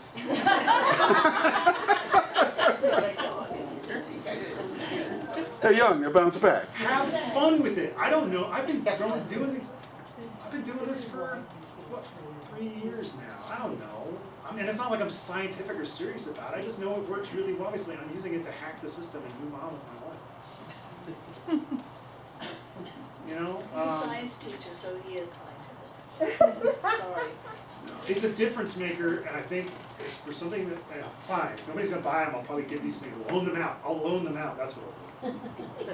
And you can start growing. Rent to own. Donate them to the plant system. It really is remarkable. Now's probably a pretty good time of year to be buying these things after the Christmas sales. But I would get something, whatever one you get it with the seed starting kit. That's the most important thing. That's the difference maker. And maybe if you could spend a few minutes talking about your AeroGarden journey, because I think you might be my first convert. My only convert. I think I was. Question? Oh, I'm so sorry. My question is there that you found one that is more compatible with all of the different offerings for the sizes? Because some are narrow, so is there a specific model that maybe is more compatible? Well, for the newer, the thing is because for the newer stuff, because they change things up, and because here we just discovered that like my older harvest is not compatible with the new seed starting kit. Just get whatever you get the AeroGarden and the seed starting kit that's compatible with it off the bat, so you have one functioning, fully complete AeroGarden that does what it needs to do. I think the harvest models are the sweet spot. They vary in price because of like whether they've got LEDs or stainless steel or any of this other stuff. How much control you can do with the buttons. You can read, it's nice. The ones with the LED display, the Harvest Slim, I know, with the LED display is really nice because you can go in and actually program your start time, like when the lights come on during the day, which is nice. With these older ones, you just have to like, you have to go and push the button at the right time. It's like, turn on now. And I was like, I'm not going to go into like 6 a.m. However, we had a power outage and it was kind of not just a blink and back on. It was off for several hours. So then the next day, my program got screwed up. Yeah. And so my husband was up very early and trying to be all quiet, and just do his thing. And then that light came on and it was like freaking out. And he's like, why does that do that? But I have the Slims, the Harvest Slims. I bought one used on eBay, and I bought that one because the guy was also selling the seed starting tray. Right. So it's very economical that way. And everything worked, it was perfect. It looked like it really kind of been used, but I didn't care, I cleaned it up. And so that's how I started. And then I got hooked and I ended up buying another Harvest Slim, but it held 9 original seeds, and I bought the seed starting tray too, so then it nearly tripled or whatever, however many holes they put in that. And the reason why I did the Slim is because counter space or table space or, I had to think about where am I gonna put this thing, and I know nobody's gonna want, I already get in trouble from all my kids when they come home and find my seeds in my refrigerator. So, It's where they belong. Huh? It's where they belong. I know. So I got the Slims because they literally are less counter space and a little longer like that. But I fell in love with it. And when What have you been growing? Huh? What have you been growing? Really just the milkweed. So, because I kind of backed away a little bit. Okay, I'll tell you my story. So, I didn't have one. And at the last plant sale, I grew the orange, butterfly milkweed, okay, tuberoses. And I grew it traditionally, although I kind of used winter sowing. Does anybody know what winter sowing is? What I can tell you that? Okay. And I was so proud. Does anybody of my, know what winter sowing is? Yeah, tell us. Okay. I'll show you. I'm going to show you a little bit. Okay. So I was so proud of my plants, my milkweed, and then I get to the plant sale, and I see his from these, and I was like, okay. That was, what I did was a lot of work, a lot of time, a lot of space that I don't have space necessarily to keep babying them when they're this high and this high and this high. So that's when I bought the used one. I started immediately. So I played around with it that would have been late summer by the time I got it, and we played around with it. And a lady had given me yellow, I don't even know the name, it might be a cultivar, I don't know, but anyway, I got some yellow milkweed seed, so I'm gonna just try it. I didn't care how late it was in summer, I wanted to see if it would grow. Man, they took off, and I was so shocked at how quickly the growth was. So then I ended up doing, his yogurt thing, because I'm a cheapo also. No, I'm not saying you're cheapo. But No. I bought a $1,200 plane ticket. Yeah. Okay, so it's just like making good decisions. Yeah, no, it's excellent decisions here. So, plus I kind of scoured the Lowe's and the Home Depots for the recycle carts, which I think they've, in the last year, have pulled them and don't do it anymore. Sad, but anyway. So I got this yellow milk, and so I had to move it. It was getting too tall for my AeroGarden, and I put them in these, and they just kept going. And then I just had to put them outside, and I'm like, okay, go dormant, just go dormant. And the darn things were blooming late October, and I'm like, it's Halloween, and Okay. they were like, boom. You started them from seed when? It probably like August. And by late October, she was like overrun with plants and they were in the ground flowering. Flowering. Yes. So I was hooked. So were you saying, Jonathan, that you get multiple plants in each of those pods when you're doing them? Is that what you're saying? Is it there? It depends on the seed. seed. It depends on the seeds. So these cardinal flowers, the seeds are microscopic. And it's everything I could do to not put more than one in there. Yeah. And then I end up having to prune them out and like, to try and get them down, limited down to one plant. So then you can. I would just do one milkweed But seed. with milkweeds, you just put one seed in there, Right. one, I have one other in question. a, per sponge. So now, I'd like to shift gears if we could, and go caveman style. We have a walk-in greenhouse, and A nice one. it's I a, heard. thank you. I don't know what to do with it. I don't deserve it. That's what I'm trying to say. So I'm wondering if anybody else has experience with, if you have that kind of environment for growing native plants from seed in that kind of setting. And you can say, don't do it, get one of these. No, what I would do, Leslie, is, I don't know, because you gotta heat it. Right now, it's very cold in there, very hard. I would still winter sow inside my greenhouse, like have a greenhouse Yeah. inside a greenhouse. Now ours is heated because we have Oh, it is heated, we yeah. have citrus that we put in there in the wintertime. Right. But I was about to go do some winter sowing, so I could do that. I would winter sow. Okay. Because, look, I start a ton of seeds. Last year, but I didn't have these before the sale. Yeah. So now I'm gonna start working on this probably the beginning of February, probably in a couple of weeks. My January is really, really packed right now, so I probably can't give it any time until February. Yeah. So I'm gonna try this with my milkweed and some others that I want to test. Okay. And then I'm still gonna winter sow, because how I collected my seeds were relatively, really cheap. I've got, now I have friends in high places, I can get some good seed. But because I just want to produce. If it's going to be a failure, okay. If I can get a couple plants, then I'll get a couple plants. But for you, with the greenhouse, even though it's heated, yeah. You could still. I control that though. We have space heaters, so I can not heat it. I can heat it whenever I want. Or you could, I don't know if you're into buying more equipment, but you can get are you using heated pads? I have heated pads, and I also have grow lights that are red And blue grow lights. that I can put like on an underneath shelf. So I have a friend, and that's exactly what she's doing.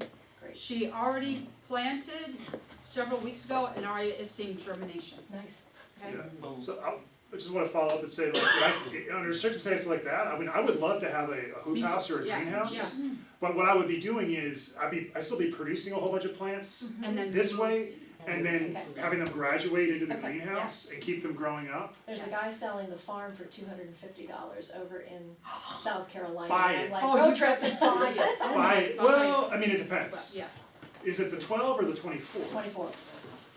Probably a buy. Yeah. Probably a buy. It sells for $450 or so. Oh, yeah, at least. Yeah. Sometimes they retail for 600, 700. $4.59, I just looked it up. Yeah. How much? $4.59 is the farm right now. Farm, which one?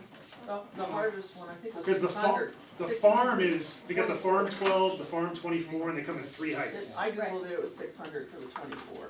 Yeah. Yeah, 600 sounds about right, I think. And I got mine for less than 300 new. Until the day it showed up, I was like, there's no way. Right. There's no way they sold that thing to me for $289. Farm 24 basic is $4.49.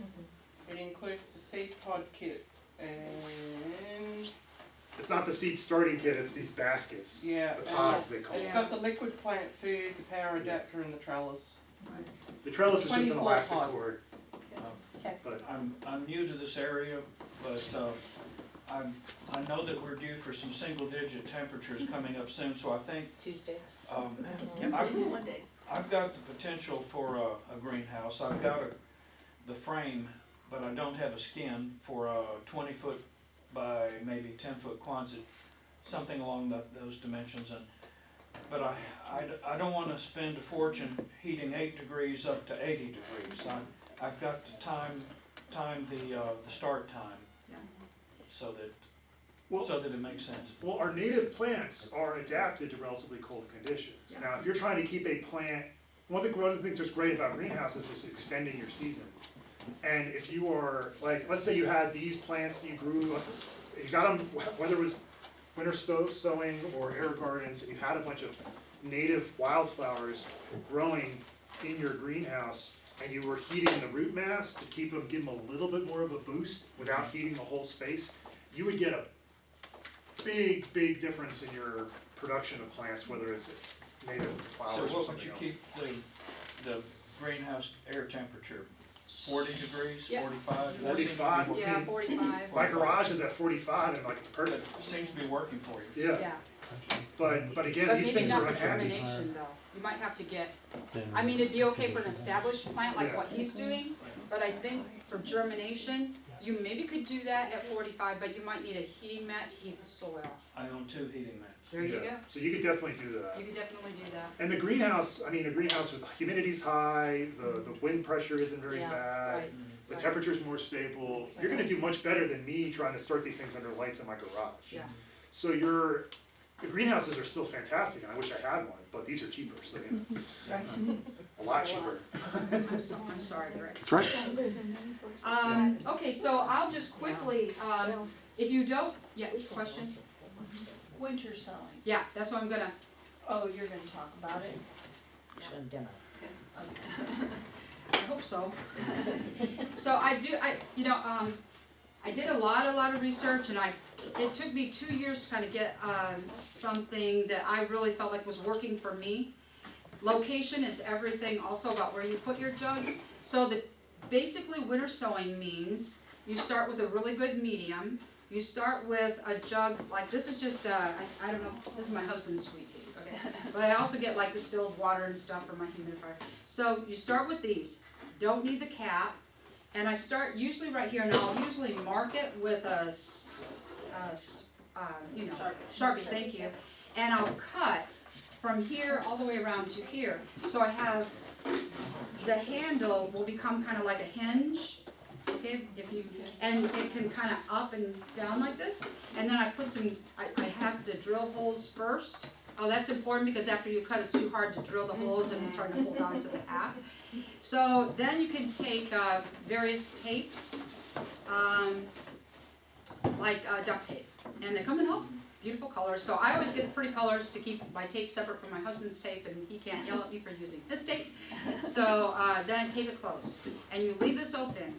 Because it needs to breathe, it needs a little bit of moisture to go in here, so rain and a little bit will still get in here, but then it can still do condensation when it's not raining and hold the moisture. Now occasionally, if we have a dry period, I will just sort of use a spray bottle and stick it down in there and moisten the soil. So I'll use this, and then I just lay my seeds out. Try to make sure I know how deep the seed needs to go, and when they're tiny, it's really hard. I did, is it crane fly seed? Mm-hmm. And it really, like, you can hardly see it, and then it just came up in this giant mass that was too hard to separate. So you have ups and downs, you have a lot of learning curves. But I still say give it a shot. Now, the other thing, because these do take up space, and I found they really like the south side of my house, right underneath my deck, because they get that south warm sun during the day. Even if it's only 40, it's warmer right there, and the jug just kind of protects them and makes them. So I had much better, I have much better luck winter sowing than, and I'm not trying to say that you shouldn't have 10 trays of 72 pots. I did that the first year. I didn't have enough light, hardly any space. I had poor success rate, probably because of me, and so I started looking at winter sowing. And so so many things did come up, some didn't. I had a lot of natives come up and put them all through my yard, and then you have to experiment about getting them, keeping them growing right place, right plant, right place, all that. But I still highly recommend this if you're not ready for this, because I think naturally, Mother Nature's gonna do its own thing anyway in this guy sitting in a south side sun, and it mimics really what happens with seeds when they disperse. Does that make sense in a way? But then I decided, and then I ran out of jugs, kind of. So I ended up just taking some of my 4-inch pots, using the same medium, and I thought, they just need to be like in a mini greenhouse. So I started saving bags. I mean, I have, so I just took 2 pots in here and bagged them and put them right next, to the jugs. And so I was very successful actually with, doing this also. Now, I'm still going to definitely use my 2 AeroGardens, especially when you're under a time frame for the plant sale. So I'm still going to do my plant sale stuff here, but for my own personal plants, and plus I belong to our 2-county master gardener group. So we do little things, and we go to the farmer's market and stuff like that. So that's why I want more plants. And I won't have time unless I buy 3 farms to keep up the production that I want to do. So I do kind of all 3 of these things. The only thing, I do still do some tray seeds like this that are very, very, very light dependent, and I can keep a light. I have a light. It's in my guest bedroom in the closet, and set it up and drop the light down so I can keep it very, very, very low, so that flower that I'm trying to grow from seed doesn't get leggy. Does everybody understand what I mean, leggy? It's just kind of, and they're not strong that way, and I don't know why this system works, I don't know, but I can tell you, especially seeing milkweed flower in Halloween. Okay, you plant this sometime if we're looking at the milk jug, let's just talk If you're about looking at the milk jug, I'm doing this in February, mid-February. Can I? And, Which pardon? species are you growing in the milk jug? I try everything. And let me tell you another reason. In fact, I'm gonna maybe start a couple of them. So, do you understand seed germination, some stratification for, especially natives? Some of them have to have a cold period. Sometimes it's 30 days, 60 days, and it could be 90 days, And I'll tell you, in order to, has anybody ever heard of Prairie Moon? Yes. Okay, the thing I like about their website and their catalogs is they give you codes for the stratification. And then you'll know, like even if you just have some milkweed seeds or something, or you went and you found some ironweed seeds somewhere, then it'll tell you how long to stratify.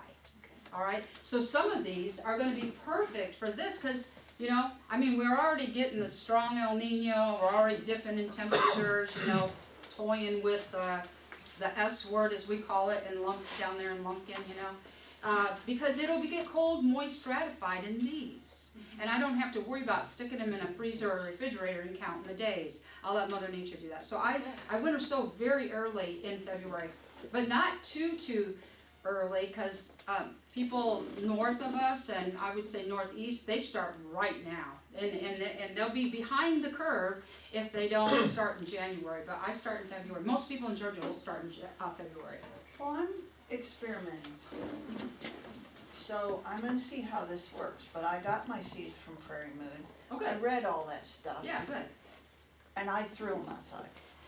Oh, and yes, and you, absolutely, I would try, that's essentially what happens. Well, they said you could do this, they said all this stuff, you put it in the refrigerator and this stuff, and I went, oh God. Yeah. So I just went like this. That's right. And I'll see what they do. That's right. So when I'm separating my seed, I keep a I keep a yogurt, or I'm into cottage cheese actually. So I do cottage cheese. And I throw off, and then what I do is I just go and toss that whole thing, and my thing is if you live, you live. There you go. How cold is cold enough? Cold enough for what? Oh, for For stratification? stratification. Oh, I think I think we 40, got below cold. 40. We got cold enough here. We can get, you up here can definitely get cold enough. I think with the seeds that come from the prairie Prairie moon? Prairie moon. Don't they say what zone it is for? So as far as Yes, they do. are they adapted to? Because it's all native, but it doesn't mean it's all native to North Georgia. Right. So Right, Yeah, yes. and they're Careful colder. Yes. Yeah, but they do have. Let me some talk to that are that for a specific minute. for every I season. got, my sister got me a huge pack of seeds from Lady Bird Johnson. Oh, yeah. Yes, and I sowed them in Middle Georgia. And there was some small flowering morning glory in there, and that is horrible. It's an invasive plant. Yeah. I pulled out, I sowed it over a huge area. I pulled out thousands Oh, of those okay. little suckers, Yeah. and they're Yeah. still there, and I had prepared this Yeah. ground and everything. So, Jane, I've been doing this for a while, Right. and I've done it like that. I sowed out a bunch of seeds the other day. My husband had taken the ridge, he had kind of scraped it off. I had buckets of wild seeds Right. I had collected. Right. It rained 4.5 inches Yeah, that and then it night. goes, yes. They're in the Gulf. Yeah. Right, and that's, It's been raining, cause I sowed mine probably a month and a half ago. Yeah, And I went to Gracie's and they are of different thoughts there. Yeah, yes. So, but I'm an old gardener and my husband's an old farmer. So farmers do things different than gardeners. yeah. And I said, we're doing it my way this time. So we put down the cardboard, we put down the Yes. stuff, and then we put down the dirt, the compost. Right. And I hand-picked my seeds from Prairie Moon to get, because probably all of us were gardeners. I devour those books. I have native books. I know what I'm looking for. Right. yeah, but you Well, just but watch. we'll You just really see. watch what you get. And I Yeah. think the Yes. other Really thing watch. is too, is, well, I have a lot of birds, and I Oh, think, yeah, yeah, the yeah. birds can come and get them, and ants can carry them off, they don't know. Well, I don't know. That's I don't know, I'm right. just experimenting. That's right, and that's okay, that's absolutely, there's no, now maybe Jonathan's found the perfect way, but For on big, what? For on bigger scale all of the though, above, I mean, yeah, it's all all of of the the above. Like it I, is all the above. I'm trying to work with these things, and I know the milkweeds in particular, and the cardinal flower, and even the purple cone flower has been working really well for me in the AeroGarden. I don't have access to seed, those are the seeds I've trusted, like these milkweeds I've handed out, I can't vouch for them, because I ordered them off the internet, and I haven't seen them bloom yet. Yeah. I mean, I would much prefer to go out and find my own seeds, collect those, and then start propagating those as quickly as possible. But, when it comes to, for example, growing I've got, pumpkins and more pumpkins every year, and I don't grow those in these things, I mean, I do something more like what she's using for her winter sowing. Question? Yeah, this might sound really stupid, but I don't know the answer. Last year, I sowed those seeds we got from the Georgia department. But can I sow seeds and then put a level of mulch over it to keep them from drying out, or would that hinder them? It depends on the seeds, and then the problem with these mixes from Ladybird or the DOT or whatever is, it's just, I mean, it's a cheap mix, and you're throwing stuff out, and you're hoping that some of it survives and it's not invasive. And some of that mix may need more or less light than the other seeds in the packet, so, you always, There's just no there's telling. no telling. And I mean, when it comes to the seed mixes, I usually would throw them on the ground and just walk away.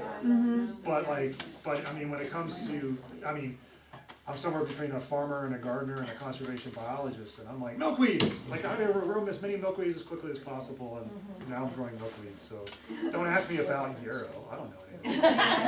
Yarrow is wonderful, it's wonderful. Went through 3 cycles of blooming on our property, Yeah. so I'm very happy.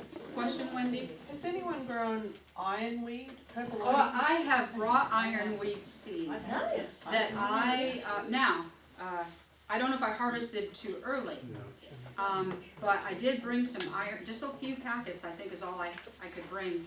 But I had to actually there's this field I drive past every day, and I was watching it grow, I know, but it's part of, I think it's part of like Park and Rec, I mean, Well, my kids used to play football on My it. Iron Beach field turned into a cattle paddock just Oh, last yes. year, so So I wish I- I'd gone in there and got some of those plants. Yeah, Well, I've got some, Jonathan, if you need them, because there's a place we drive past every day, and Greg and I kept watching it, and then one day he came home with yeah, like this, that's right. Oh, that I nice. just put in a bag, Yeah, in a bag, that's and what just I left do. it out on the deck, actually. But I will tell you that ironwood needs to be cold stratified.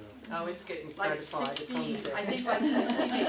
But see, when I've gathered mine, I've either kept them in my potting shed or my garage, so I'm hoping that that is gonna be enough, but they're not moist, they're just sitting there waiting for me to separate them. So I'm hoping that will help, but that's also why I'm trying to do this, because, you know, our last frost is April, and so. May last year. Yeah, so I'm really hoping we still get, you know, all of February and March, I can still get some cold stratification for some of those. Have you had success with the winter sowing of ironweed yet, or you're about to try it? I say that again, I'm sorry. Have you had previous success with ironweed during the winter I sowing? have never You're about tried to try, okay. ironweed, and when I found it, you know, on my, you know, near my home, I kept watching, like, whose property, you know, is it in the ditch? Because I can probably go, because isn't there an easement on the ditch? Oh, yeah. Yeah, I get that easement, so, that's That's where you got it, Greg, right? Kim, did you have a? Well, I'm sure it was a piece of private property, but I'm sure they didn't even, I mean, they didn't care. I They mean, mow it every now and then. yeah, they so mow we'll it, they bush Yeah. hog it, so it's Yeah. not like they're, And I have my son's property, I've been grabbing some things from his property too. Okay. This zone is very similar to where I lived in Ohio, other than we get a later winter, or how am I gonna put this? Winter starts a little bit later and ends a little sooner, but it seems to hold true here, and I've talked to the guy It at is, Garden Supply. Mother's Day is your safety for putting Yeah. things in the ground. Yeah. That is an old wives' tale, and it's true here, just like Yeah. it was where I lived. So where I live, we have anybody ever heard of Three Sisters Winery? Yeah. Okay, so there is a UGA weather station there, well, I won't say it's close to my house, but it you know, it's a little ways out in the hills.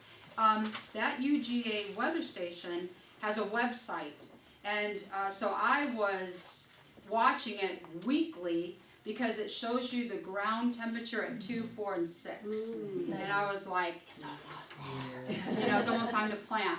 So, if anybody, look, you come up and I'll give you my email address and I can send links to people if you want, but I use that a lot. It's tried and true, you know, and they use it.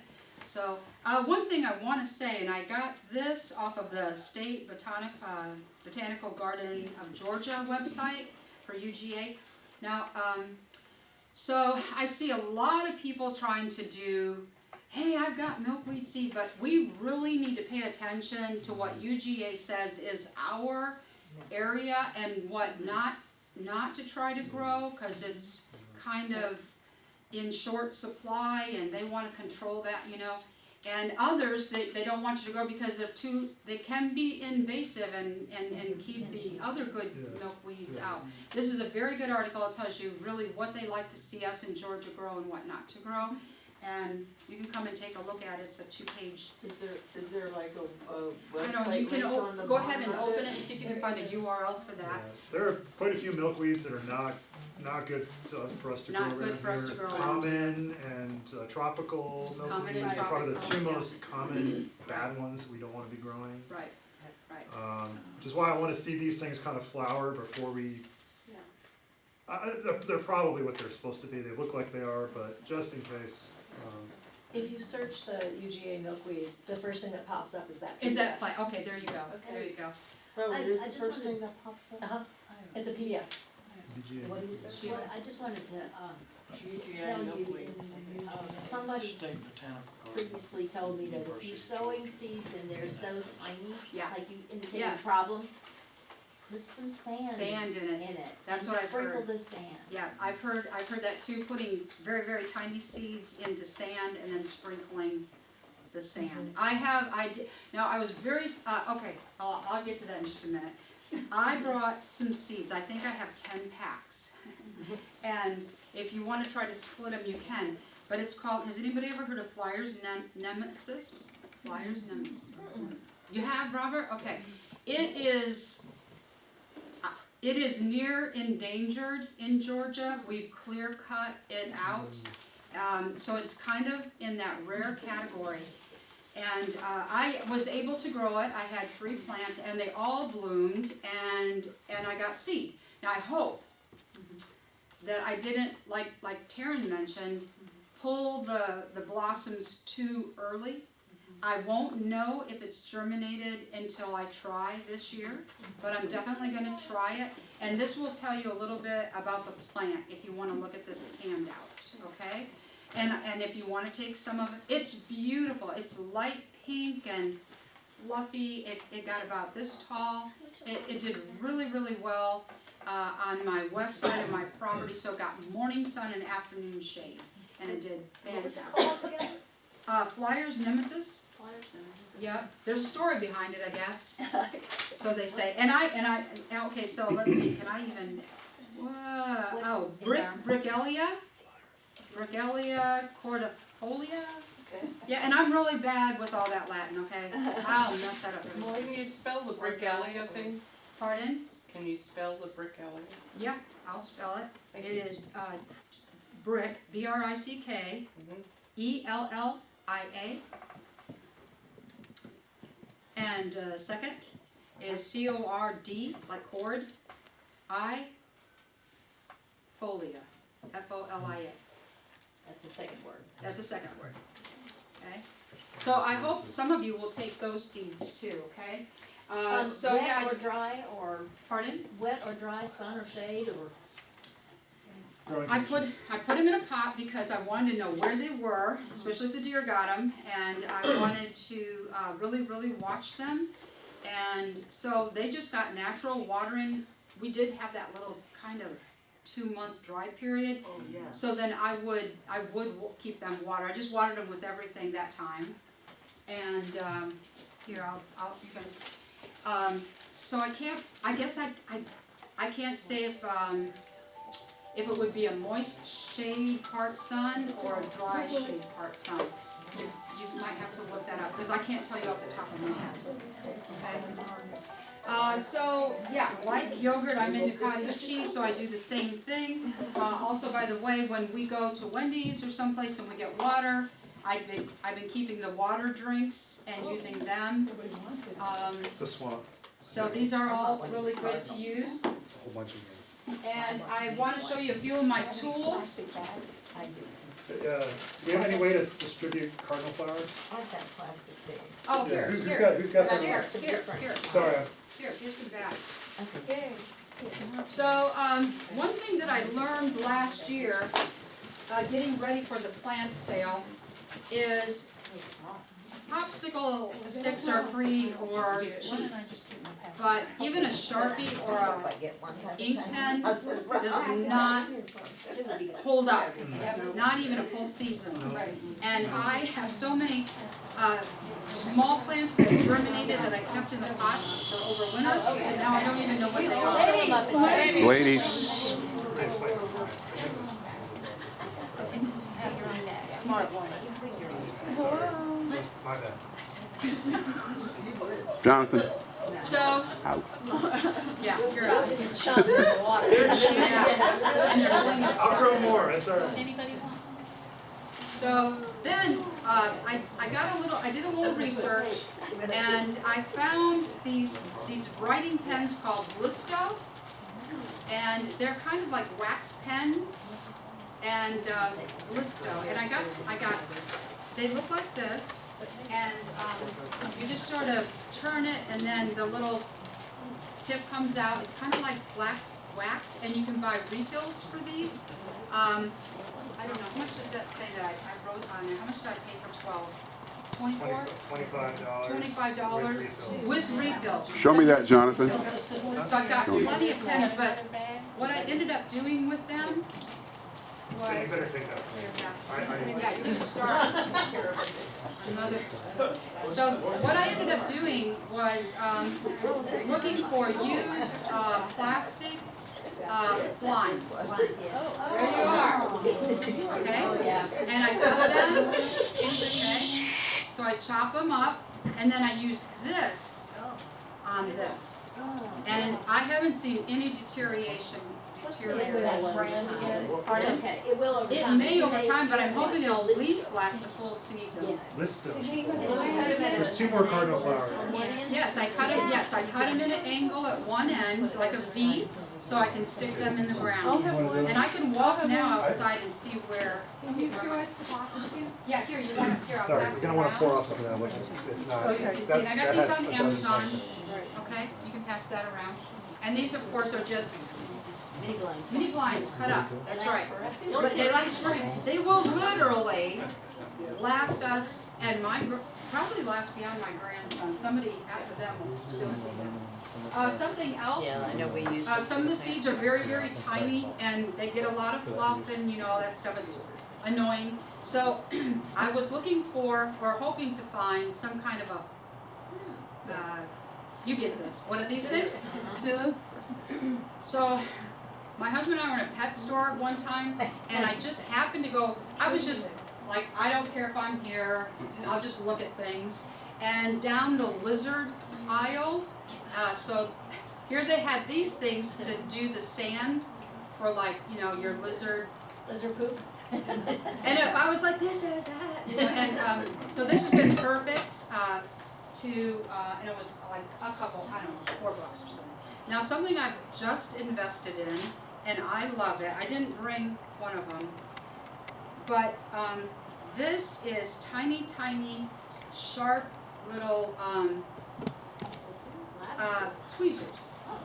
Okay? Because some of the seed is very, very tiny. And when I've been doing my aster seed, they're so fluffy, like don't even take a deep breath and exhale because they'll be gone. But you can pick these up very, very easily.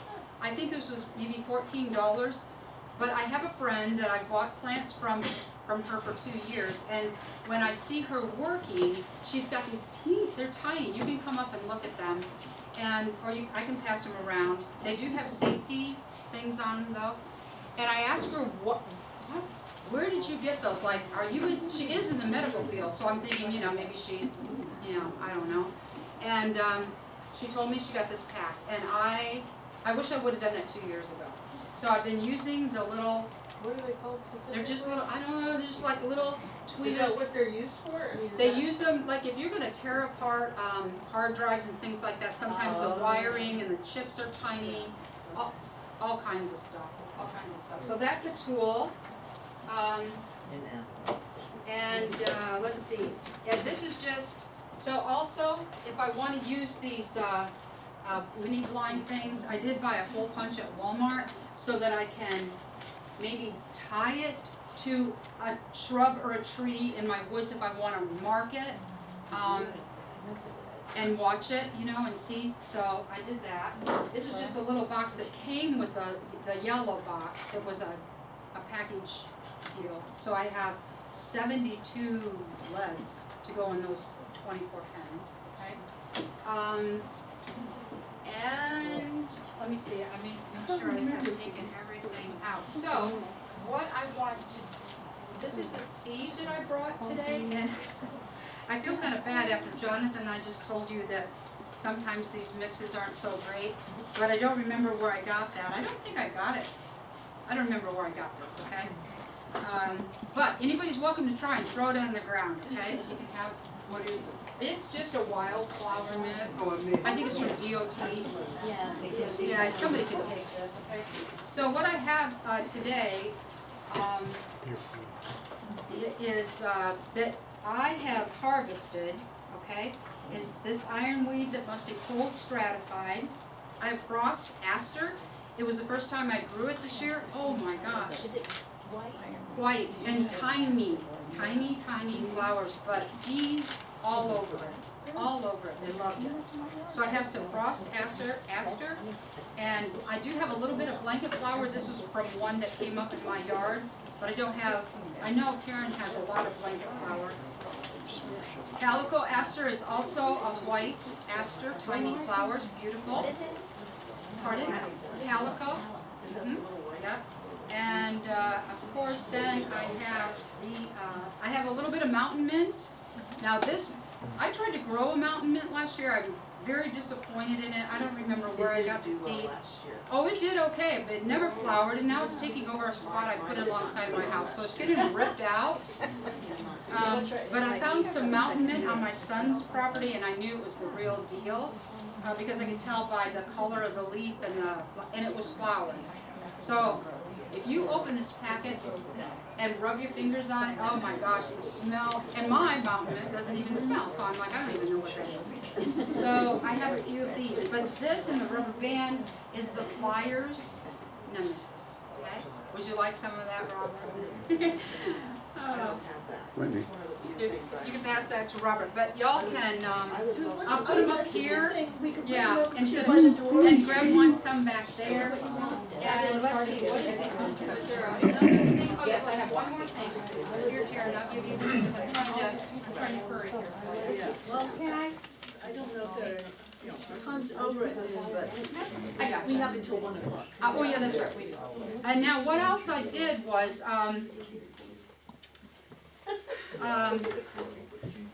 you have to be careful where someone tells you they've got seed and all, I don't know.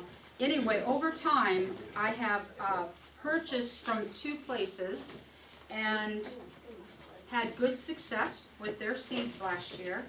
But mostly, let me tell you what I've done is I have a love-hate relationship with social media.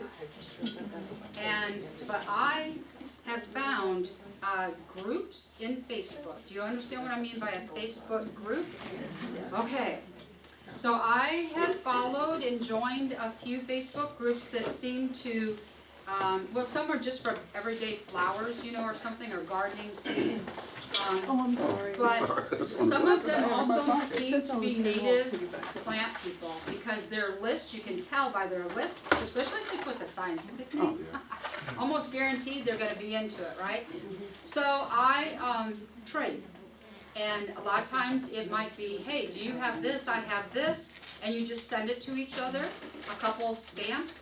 Stamps, I know, what are they now, 69, maybe 70? Oh, really? They went up in January, they used to be 66 cents, I don't know. Buy the forever stamps, and I calculated out, because one lady, the seeds were kind of big, so she knew she had to add padding and everything else.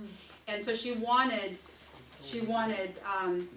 2 single forever stamps as payment for the seeds. So I was like, well, how much does that cost? But do you know how much, like, how often can we get seeds for free shipping? Some places want you to buy $75 worth of seeds for free shipping. I'm like, no way, you know. So I really do trade a lot with people, and I have found that to be pretty successful. You just have to find those people that have the natives, and they're always nice people on garden groups, I've found. There's a lady that I go to, I've gone to her place 2 years in a row. Her name is Jill Gorman, and she's kind of even more south of me. She's over in Hall County a little bit, but south of me. So you would have to trek a little ways up over the hill to go to her event. But she is in the medical field. But for many, many years, she has been diving into natives and supporting it. And she has a greenhouse now, and so over the last few years, everything she grows, she now collects all her own seeds. She doesn't buy any seed anymore, and what she does is, in her greenhouse, she gets the seedling started. She's already got good germination right now, and then in April, she puts all these pots of seedlings, you know, and some of them might be tiny, some might be kind of big. She will put them on sale for $1 a pot. Wow. But the kicker is you have to hear her spiel, okay? But what she did last year, she had someone from the Monarchs Across America come and talk, and it was a very nice talk. That lady brought tons of material and had a nice setup, And so, but everybody's wanting to get to the plants, but you gotta hear the monologue first. And then you go and it's just a free, it's like going to a grocery store and you just pick up what you want, for $1. I don't know if it's gonna be $1 this year.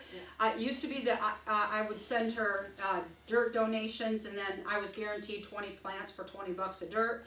But she said she got a master gardener group to supply her with a huge enough donation that she was able to buy all her dirt for this year. So now it'll just be the plants for sale. So I put her Facebook group on here if you want to join, because she puts up little videos of the germination and tells you what's going on, you know, shows you what happens. North Carolina. Yeah, she's on Facebook and she has a page called Jill's Butterfly Garden. Yes, it's Jill's Butterfly Garden. On Facebook. Yep, okay. Yeah, but, so, like my asters that I brought you seed for, that came from her seedlings. They grew so well.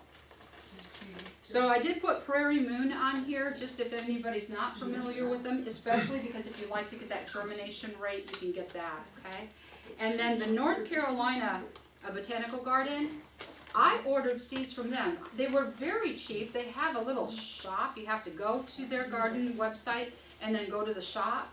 And I think it only cost them $1.50 for shipping. They came really well packaged. They have a nice, beautiful label. They tell you, you know, the requirements of the plant and everything. And I bought some milkweed from them, and I got some other things. So these are the sources that I'm using right now. If anybody else has any really great native seed places. Are you just doing seeds? Are you just growing from seeds now? Pretty much. I'm not, because you know what, it's so hard to find native plants. And it's so expensive. And our sale, it rocks. And that's why we want to have more than we had last year, because people want to buy them. They really, really do. And if I grow from seed, then I have more to offer both to my Master Gardener organization and to this organization and my own yard than buying for myself even. Does that make sense? Yeah. Greg? Question. If people want to buy them, there is demand. Why do the big boxes not cater to that? Money. They don't, It's but not big enough. I'm really It's not good big enough. friends. Not enough. That's why we've got to educate. I always That's was very exactly. good friends with my nursery people, but he's listening to me. He says he won't talk to master gardeners, but he likes me. That's funny. I don't know, I always say, am I pushing you too much? I even bought him the book, Bringing Nature Home, and gave it to him. Yeah. And he will get natives, and he's gonna have more natives, because he says, people come in and ask for them, and I don't have them. That's right. And I said, I got my red chokeberry in Ohio, because I was in Ohio. Right. And he says, people are asking for those things. Yeah. So, I think the market will slowly change. I've seen a little bit of change. You can find some things, but I also worry about their labeling. I also worry about exposure to any diseases that we don't know about, that they, you know, True. did all that. I will tell you, this year I bought a few plants late summer. Some natives from Tennessee Nursery. That's where I buy. Yeah, they're totally dormant, and I wanted more fern, and they were having buy one, get one free. And if I bought so many, I still got free shipping, I think. It was a really special deal. They were trying to unload. And they did. When I got my bag, I was just like, oh my gosh, what did I just waste money? Because they're brown, dormant, dry roots, kind of. I followed the instructions, and you know what? We have a warm enough kind of fall season. Half of them popped up and sprouted. So now they're fully dormant, huh? Especially this fall. Especially this fall because it was so warm. Yeah. So Tennessee Nursery, I see people say, I don't know. I've had good luck with them. Look, folks, seeds, buying plants, doing this, not knowing your seeds, it's all a crap shot, right? Kind of, until you learn a pattern and learn the seeds and learn your sources. So just jump in, you know, the water's fine. well, I got a little teeny tiny, it was this big, and I planted it. It was an Ikea. Never heard of that. Oh, before. IKEA, IKEA. yeah. That damn thing bloomed this big, Yeah, and in the fall, it's still got leaves on it. that's right, It's that's right. wonderful. I have whitewood aster that stays green year round. That's one of the seeds I planted, cause I found asters this year, and I went, oh, those are good. So I planted, Asters are wonderful. so I planted a lot of asters. Robin? Yeah, I just have this to say about the garden flowers, because I have like 100 of them in my front bed. Yeah. They like moist areas. They will grow in a drier area, but they only get like this Oh, long. right, I see. But if you have a nice area that stays moist, Nice. not, it doesn't have to be soaking, but moist a lot, Yep. they will grow 6, 7 feet I, tall.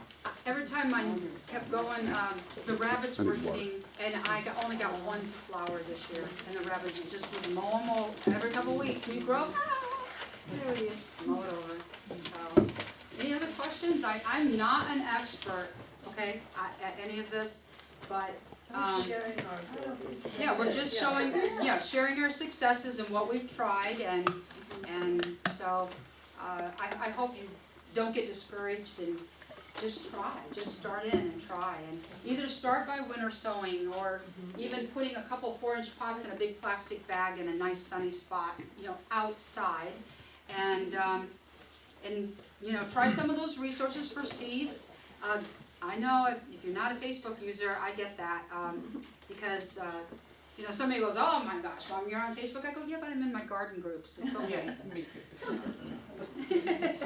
Speaking of Facebook, I think this group should start a private Facebook group. You want private, Well, Yeah. private or public, so, well, Be a lot less maintenance if it was private. okay, I wanna get to know these people and once a Okay, month. so we, because you're sort of our media. so we do person. have Facebook. I'm the worst, and I'm gonna sit right here and tell you all that I have failed, but I will do better. But it's public, and the reason why we wanted to keep it public was to draw all of you who are new members. Okay, well, And through other means and word of mouth and the sale. but I just like to, Okay, and I'm hearing what you're saying, because I remember, who was, what's his name in Dahlonega, he was our treasurer. yes. He told me he wanted an environment where we could all Yeah. talk to just each other as members. Cause I run across stuff and I'm like, I Teryn. need So, a pal to say, hey, what's this? So I don't, anybody have a tool or, an email listserv? It's gonna take another piece of technology, or making our Facebook private to only members. Or have two. Or have two. I've got a model for this. Yeah. So the dog breed that I'm into, we have a really big, very public rescue Facebook group, Yeah, Okay. and that's the outward facing. that's right. Part of the organization. But when people want to actually talk, if they're actual adoptees or foster owners, Yeah. there's a completely separate Facebook group where actually the real information exchange takes Yeah. place.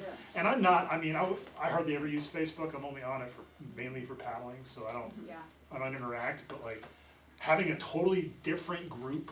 That's what I was gonna Is suggest. that, That's is totally that, would that private. be, how many of you don't use Facebook at all? Yeah, I know there's always some. The IT person in the room. Cybersecurity person, it's evil. Yeah. Don't do it. I don't even have my real name. But once you're on it, you can forget it, you can't get We're on. off of it. But the name is wrong. You can't. I know some people. It's too late for everybody that's on it. Question for you first. Okay, a point on this though, right now, what we have online is showing our meeting place still in Young Harris. Yeah, There's a the old responsibility meetings. to keep The old it Okay, events. current. all I do online is send out the emails Yeah, that through would be, Neon. that's it. me, Okay, and I need to update the Yeah. the other page too. Because we're also, Are we in transition with this? well, we're not gonna be doing that anymore, not to Young Harris anymore, but next month, actually our February meeting, again on the second Saturday, but it's gonna be at Gemrec. Yeah, okay, Which- well then set We're aside only back and here say for 2 to more be announced. yeah, we'll do, I'll fix that. Yeah. But when you go through to do that event thing, you kinda, some things are required and you kinda have to sometimes put in a location. So, Yeah, cause okay. it pops up a map and finds the address for you and sticks it in, you see what I'm saying? Yeah, I did All that that for my GPS. church, but So- I'm not So looking for we'll another just one. default, I guess for now. Well, huh? Use this as the default for now. Default for now, depending what we end up doing in, I think, June and July or something. June, it might already be booked out for something, but we could meet over in the main. Maybe we'll have so many people that will need to be in the bigger room. This is awesome to see this many people. I know some people, I mean, there might be still some questions here, but I just wanted to throw the fact that I have some seeds here. As I said, I don't know how many of them are gonna germinate, but we're putting them over here, so on the way out, you can pick up the seeds you want. Scarlet bee balm, black-eyed Susan, Rudbeckia hirta, yarrow, is this one? And blue mist flower, which, oh, by the way, just happened to get elected as the GNPS Flower of the Year. So, there you go. I have got some devil walking stick, which really is a pretty thing if you put it along the edge of your, you don't wanna maybe put it right in your garden, but about the edge of a wooded area. It has got some very pretty flowers. Really? And Now, I might take that. Yeah. And the deer like them. It Huh? is The deer like them. It's Oh, dear, oh, it's spiny. not until I get the 8-foot Here, I'm fence. gonna give you something else to eat, you might as well have I some. also It is want fine. a copy Because of it is this spiny. that Judy was sending around. But they Could really I- Yeah. will nibble Yeah, on I it? see them breaking I down. don't know. This information sheet that Judy was sending around, I don't know if they got to the far back, but there's a copy that I pulled out. So if you need to take a picture of this, you can, over here. I don't know how many I brought, I should've brought more. Well, apparently, we Well, some didn't people have can this. take pictures of it. Yeah. I can't picture mine. Okay, any other questions, folks? Yeah, what question? My So sheet. you had that trade Facebook group, you don't know the name of it though? There's several I belong to. Oh, there's several. Yes. Oh, is there a specific one that you represent?